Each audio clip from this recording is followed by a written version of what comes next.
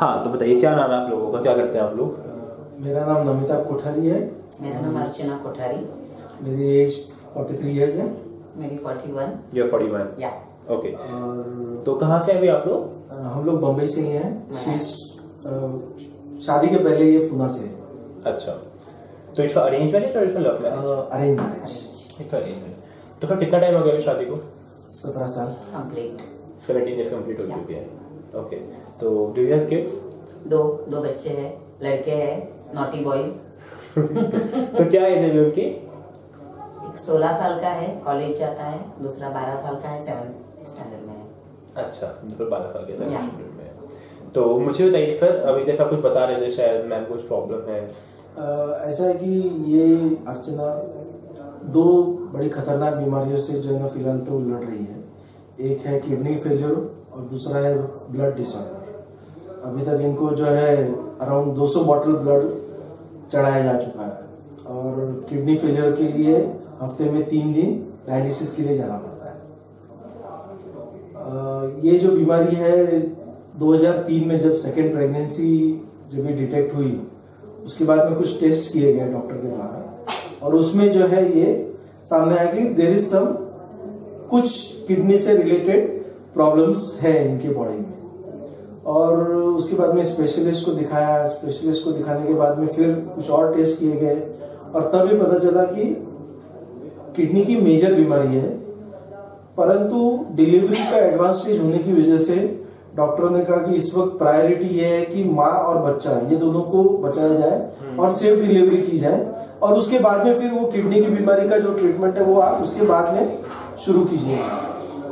और डिलीवरी मार्च 2004 में होने के बाद में ये इमीडिएटली पोस्टमार्टम डिप्रेशन में चली गई और वो डिप्रेशन में इतनी बहुत बुरा डिप्रेशन था वो मेरा।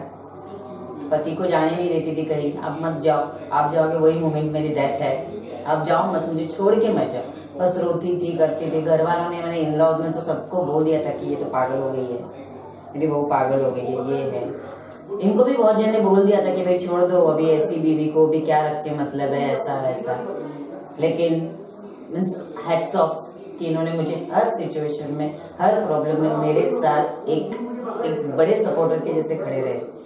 कभी भी मुझे नीचे नहीं जाने दिया। मुझे इतना इंस्पिरेशन चीजें बताना, वीडियोस बताना, बुक्स बताना, लोगों की स्टोरीज बताना कि नहीं तू फाइट कर सकती, तू फाइट कर। आज जितना भी इंस्पिरेशन मेरे अंदर है तो वो इनके वजह से, क्योंकि मैं बहुत ज्यादा निगेटिव थिंकिंग वाली लड़की थी, लेकिन मेरे को पॉजिटिव इन्होंने बनाया। तो सोच, तेरा हीमोग्लोबिन 12 है, तो सोच तो इतने साल जीने वाली है। सिर्फ यही मुझे बोलते थे, तो मैं हाँ बस। तो फिर कैसे अभी सारी चीजें लाइफ में फेस करी है, कैसे? 2003 में जब ये डिटेक्ट हुआ, फिर 2004 में जब प्रेगनेंसी डिलीवरी वगैरह हुई और उसके बाद में जब किडनी के डॉक्टर को दिखाया गया तो ट्रीटमेंट शुरू हुआ। ट्रीटमेंट काफी कॉस्टली था। तब हमको ये पता चला कि इसको किडनी के साथ में ब्लड की भी बीमारी है, तो ब्लड के डॉक्टर को दिखाया गया। एक तरफ किडनी के डॉक्टर, एक तरफ ब्लड के डॉक्टर, दोनों का ट्रीटमेंट शुरू हुआ। और डॉक्टर और ट्रीटमेंट तो आपको पता है, टेस्ट सब काफी महंगे हैं। फिर भी कैसे कैसे करके मैंने अपनी तरफ से जो है ना जितना भी सेविंग्स था सब डालते गए, सब डॉक्टर्स के पीछे, ट्रीटमेंट के पीछे। और फिर बाद में इसी वजह से मैंने कॉर्पोरेट में जॉब भी किया और कॉर्पोरेट में जॉब करने से जो भी सैलरी आती थी वो सब ट्रीटमेंट में यूज कर दी। तो फिर by profession you are advocate. तो एज अ लीगल मैनेजर मैंने ज्वाइन किया कंपनीज में।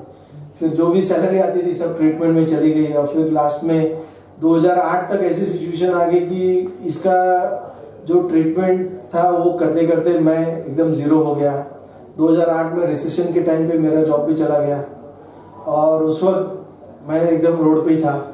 और ऐसी सिचुएशन आ गई कि एक वक्त मैं मेरे जेब में सिर्फ 1 रुपए के अंदर मैंने बम्बई में 3 दिन विदाउट टिकट ट्रेन में भी ट्रैवल किए हैं।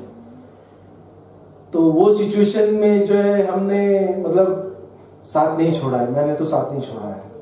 2008 में जब ये शुरू हुआ तब इसकी तबीयत और खराब होती गई। धीरे धीरे इसका हीमोग्लोबिन कम होते होते 2.8 हो गया था और क्रिएटिनिन बढ़ते बढ़ते 16 के ऊपर चला गया और उस वक्त ये काफी सीरियस हो गई थी। सीरियस होने के हिसाब से मेरे पास इतने भी पैसे नहीं थे कि मैं इसको केईएम हॉस्पिटल तक लेके जा सकता। मलाड से केईएम हॉस्पिटल लेके जाने के लिए उस वक्त जो 200, 250, 300 रुपए लगते थे वो भी नहीं थे मेरे जेब में, वो भी मेरे दोस्त ने दिए।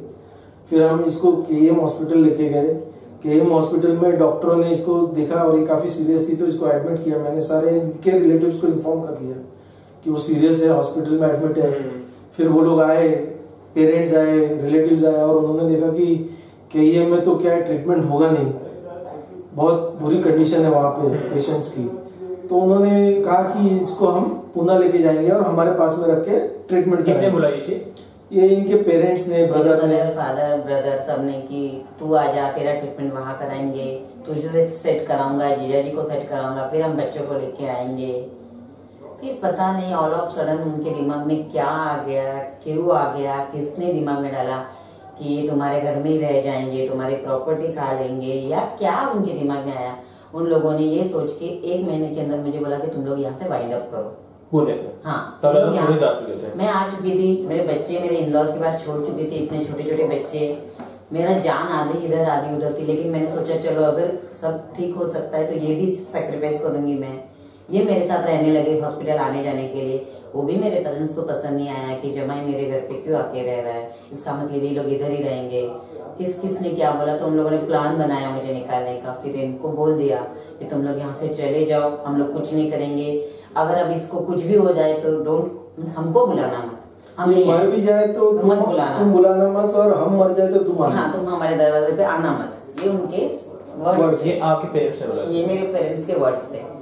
मैंने कहा ठीक है, वो इंसान मेरे को इतना संभल रहा है, तुम कुछ भी बोलो, मैं उनका साथ नहीं छोड़ूंगी। और ठीक है, मैंने 2 दिन में हम लोगों ने वाइंड अप कर लिया। हम लोगों ने आजू बाजू अपने ही रिश्तेदारों के हेल्प से आश्रम में रूम ढूंढा, वहां पे हम दोनों ने रहना शुरू किया।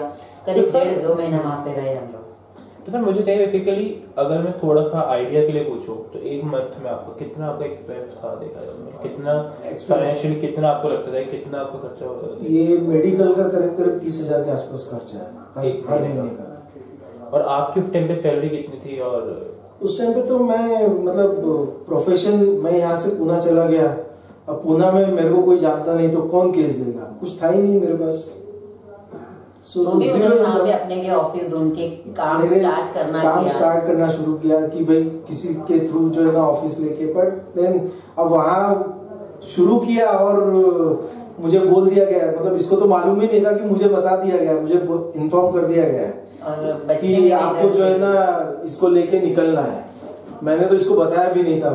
फिर बाद में जाके वो माधव आश्रम में जगह ली, वहाँ पे उन्होंने, उनके पास में रूम भी नहीं था, उन्होंने कहा हम गैरेज दे सकते हैं, गैरेज खाली है उसमें रहिए आप। अच्छा, गैरेज में रूम भी नहीं मिला? रूम भी नहीं था उनके खाली नहीं था गैरेज में, उन लोगों ने। तो हम गैरेज में रहे। फिर वो वहां से हम हॉस्पिटल जाते हैं ट्रीटमेंट के लिए। फिर वहां से मतलब 1 किलोमीटर के आसपास में चल के बस स्टॉप तक जाते हैं, फिर वहां से बस पकड़ते हैं, फिर हॉस्पिटल जाते हैं कि उतना पैसा सेव हो, यहाँ से ऑटो करेंगे इतना पैसा लगेगा, अपने पास में उतने भी पैसे। और आके मुझसे खाना बनाने की ताकत नहीं, तो बाहर ही कुछ खाया, कभी खाया नहीं खाया। फिर एक टाइम ऐसा आ गया कि जैसे उन लोगों ने, मीन्स मेरे कजिन ने हेल्प की, अपना रूम जो उनका था झोपड़पट्टी एरिया में, लेकिन उन्होंने कहा हम तुझे रहने देंगे, तू उधर रह। कौन सी जगह थी, कहाँ पे रहते थे? एरोड़ा, वहाँ पे एरोड़ा एक थोड़ा सा एकदम लो क्लास एरिया है जहाँ पे उन्होंने वहाँ अपना घर मुझे रहने दिया, सब सेट करके दिया। मेरे कोई कजिन चाचा वगैरह उन्होंने बर्तन भेजे, ये किया। मैंने यहाँ से अपने बर्तन लेके गई, सब किया। लेकिन मैं पूरा, हाँ, फिर भी अपने वो डिप्रेशन में, क्योंकि मेरे बच्चे इधर, मैं इधर, मेरे को पूरा टाइम वही कि मेरे बच्चे उधर, मुझे, मैं मर जाऊंगी मेरे बच्चे के बिना। वो सोच के फिर मैं यहाँ से डायलिसिस करके ब्लड ट्रांसफ्यूजन लेके वही दिन यहाँ से स्वारगेट से पुणे से बस पकड़ती थी, अपने बच्चों को मिलने के लिए आती थी। तब मेरा 2 इन अ वीक होता था डायलिसिस। गुरुवार को बैठी बच्चे के साथ, संडे इवनिंग तक रहती थी, फिर आती थी यहाँ पे पुणे डायलिसिस लेने को। वो प्रोसेस मेरा कम से कम 2-3 महीना चला।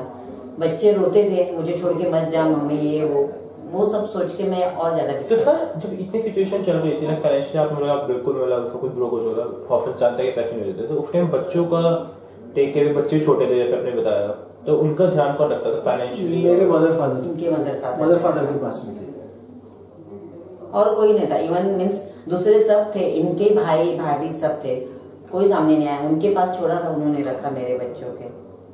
वो ध्यान रखते थे। पर एक माँ तो माँ ही रहती ना, जो अपने बच्चों के बिना तो कैसे सरवाइव करो, वो भी ऐसी हालत में। फिर वहां से हम लोगों ने यहाँ पे आना सोचा, यहाँ पे बहुत जगह पे इंक्वायरी किया डायलिसिस कहाँ हो सकता है। फिर पता चला किसने ऐसा हो गया था कि एक पॉइंट आया कि ये एकदम सुसाइडल हो गई कि मैं अपने बच्चों के बगैर नहीं रह सकती पूना में, मतलब मैं उनसे दूर नहीं रह सकती, या तो उनको इधर लेके आओ या मुझे वहां लेके चलो, वरना मैं सुसाइड कमिट कर लूंगी। मतलब ये, और जो इसकी मेंटल कंडीशन थी डायलिसिस के साथ में, तो मुझे ये बहुत मतलब कंफर्म हो गया था कि ये जो है ना, मतलब प्रेशर जो है वो ज्यादा दिन झेल नहीं सके, बच्चों से दूर रहने का जो प्रेशर है, और इसकी जान बच्चों में है।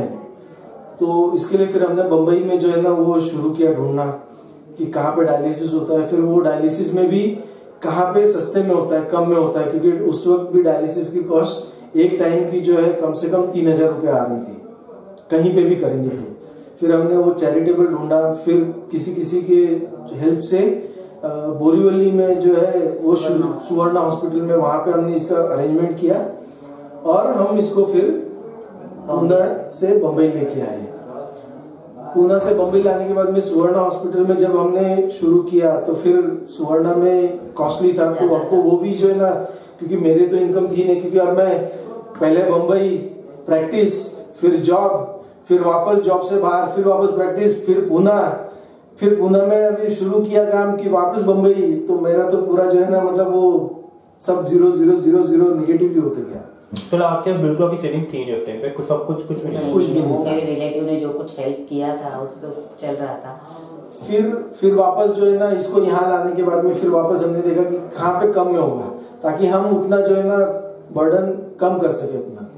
फिर गोरेगांव में सिद्धार्थ हॉस्पिटल में चैरिटेबल है, वहां पे जो है ना इसके लिए बात की गई और वहां पे इसको शिफ्ट किया, वहां पे इसका शुरू हुआ और वहां पे अभी भी उधर ही चल रहा है इसका। और वो मेरे लिए एक मिरेकल साबित हुआ। वहां पे जाके मुझे मेरा ब्लड ट्रांसफ्यूजन बंद होके मुझे इंजेक्शन जो दिए जाते थे ब्लड के, वो थोड़े से मेरे ऊपर वर्क करने लगे। वहां पे एक एक्सपेरिमेंट किया था किसी कंपनी ने, जो ट्रायल बोलते हैं, ह्यूमन ट्रायल्स, तो उसमें डॉक्टर ने इनका भी नाम लिखा, क्योंकि इनका केस अलग था, तो इसके लिए इनका नाम वो ट्रायल्स में दिया गया था। तो वो इंजेक्शन लकीली इनके ऊपर काम कर गया और उसकी वजह से वो ट्रांसफ्यूजन जो था, ब्लड ट्रांसफ्यूजन, हर महीने जो हम लोग 4 बॉटल ब्लड दे रहे थे, वो बंद हुआ वहां जाके।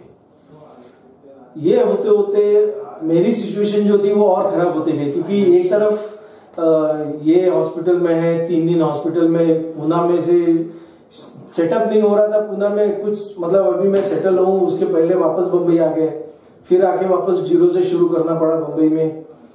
और उसी बीच में ये जो ब्लड ट्रांसफ्यूजन देने की वजह से इसके हाथों की जो नसें थी वो एकदम कोलैप्स हो गई थी, तो इसको दोनों हाथों से डायलिसिस होता था।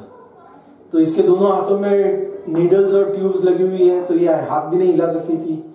तो वापस मुझे इसके साथ में डायलिसिस में रहना है सवेरे से शाम तक, तो हफ्ते में 3 दिन वो डायलिसिस में जाना है। तो इस तरह से 6 महीना फिर वापस मैं यहीं पे अटक गया। तो एक प्रोफेशनली अगर देखा जाए तो आपको कुछ काम अब जो ऑफिस जा ही नहीं पाता है, काम कोर्ट में कैसे जाएंगे ना, कोई जॉब भी कैसे देगा? अगर जो इंसान 3 दिन हॉस्पिटल में बेबी के लिए जा रहा है, तो वो कैसे कोई जॉब देगा? जॉब भी नहीं था।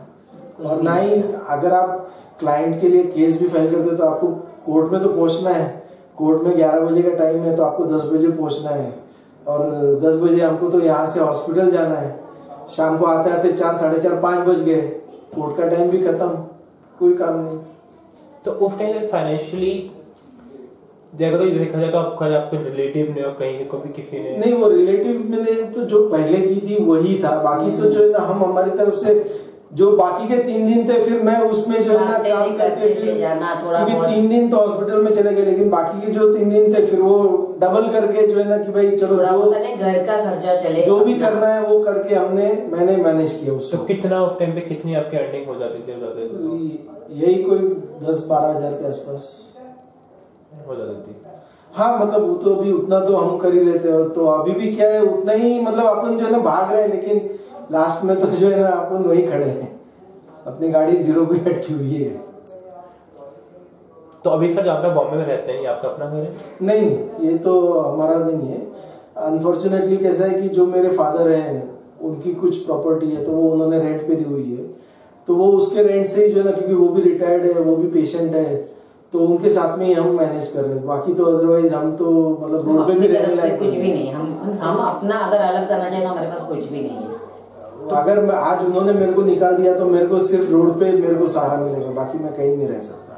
तो क्योंकि जो भी आपकी हेल्प करेंगे फादर कर रहे हैं, father in the sense stay के लिए, हाँ स्टे के लिए। तो कभी अपने फादर से आपने बात करी मैम के जैसे?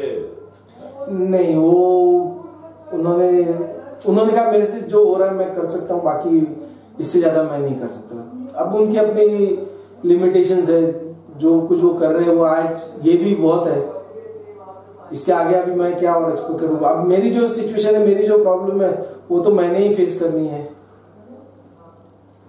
तो एग्जैक्टली सिचुएशन है कि डॉक्टर्स ने क्या बोला है अभी, क्या सोल्यूशन? डॉक्टर्स का कहना यह है कि जो इसकी किडनी की बीमारी है FSGS, उसमें 2 ही इलाज है, या तो किडनी डायलिसिस करते रहो जब तक चल रहा है, या फिर ट्रांसप्लांट कीजिए। ट्रांसप्लांट के लिए जो खर्चा है वो अभी खर्चा जो है वो करीब 20 लाख के आसपास में आ रहा है, क्योंकि अहमदाबाद में जो हॉस्पिटल है डॉक्टर HL त्रिवेदी का, वो स्टेम सेल के साथ में किडनी ट्रांसप्लांट करते हैं। और इसकी जो प्रॉब्लम है उसमें जो डॉक्टर्स है वो कहते हैं कि 50% ही सक्सेस रेट है। तो स्टेम सेल के साथ में अगर किया जाएगा तो शायद वो थोड़ा सक्सेस रेट थोड़ा सा बढ़ जाएगा। अब ऐसा है कि 20 लाख रुपए अपने लिए तो बहुत माउंट एवरेस्ट जैसा है। और मेरे बच्चे भी पढ़ रहे हैं, उनका भी एजुकेशन देखना है। अब सारा कहीं से क्या करके मेरे लिए किया, और ये भी श्योर नहीं है कि होगा, उसमें भी कुछ भी चांसेस है, कभी बीमार ये अगेन हॉस्पिटलाइजेशन, अगेन पैसा। हम लोग वो ये सब देख रहे हैं, इससे होता है ट्रांसप्लांट्स के साथ ये सारी चीजें भी हो रही है। तो वो एक डर कहीं बैठ गया कि अगर ये होगा तो फिर कौन करेगा। और फिजिकली या फाइनेंशियली कोई भी हेल्प करने के लिए तैयार नहीं, ना इनकी तरफ से ना मेरे, सबने हाथ ऊपर के। ऑल आर गुड, सब वेल सेटल्ड है, सबके पास है, पर वो हमें देने के लिए तैयार नहीं। और हम लोग किसी को जोर जबरदस्ती करा के तो नहीं ले सकते ना कि आप लोग हमें दो। तो ठीक है, हमारे लिए अलग से हम ट्रस्ट से जाते हैं, लाते हैं जो कौन ट्रस्ट है आपकी हेल्प कर रही है? रंगून वाला है, मोदी ट्रस्ट है, कुछ हमारी जैन ट्रस्ट है, वो सारी ट्रस्ट है। कोई फीस के लिए कर रहा है, कोई डायलिसिस के लिए कर रहा है, कोई मेडिसिन के लिए कर रहा है, और जो कुछ होता है तो फिर थोड़ा बहुत घर से भी, थोड़ा घर से। आप पुणे घर अपने घर से या सर के घर से? नहीं, हम साथ में यहाँ पे मलाड में ही रहते हैं, पुणे नहीं। अच्छा, अब आप अपने पेरेंट्स से टच में है जैसे उन्होंने बोला था उस टाइम? हाँ, 6-7 साल तो बिल्कुल नहीं थी। जब उन्होंने ऐसा बोल दिया तो बस थोड़ा कहीं लग गया कि मेरे पेरेंट्स होके मेरे साथ ऐसा कर रहे हैं। तो बस